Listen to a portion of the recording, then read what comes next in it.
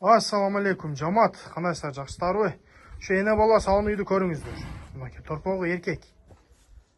Торпогу эркек. Үчүнчү баласы. Энчи бап өтө зор мал. Энчиге өтө күчтүү мал.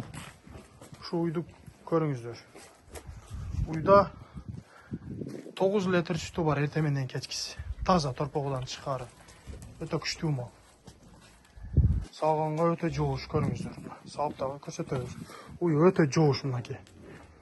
Сагынга өтө жоош. Уйдун энчеге өтө күчтүү тайгы. Süt фонтан болуп турат. Sütün чыгыштарын көрсөтсөөр, а? Süt өтө күчтүү чыгат. Сагын адам тайып кылат мынакей. Sütü дагы өтө коюп. Суга жетишиңиздер, срочно. Sütün чыгыштары дагы өтө фонтан. Энчиге өтө күчтүү мал.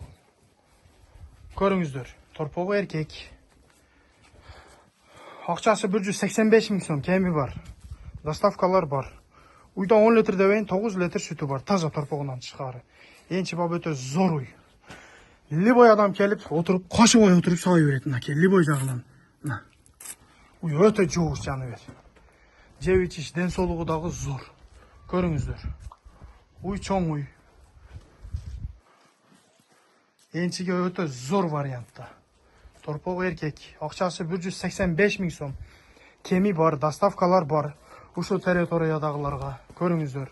Энчиге өтө зор мал мынакей. Малдын тону таза. Ден соолугу зор.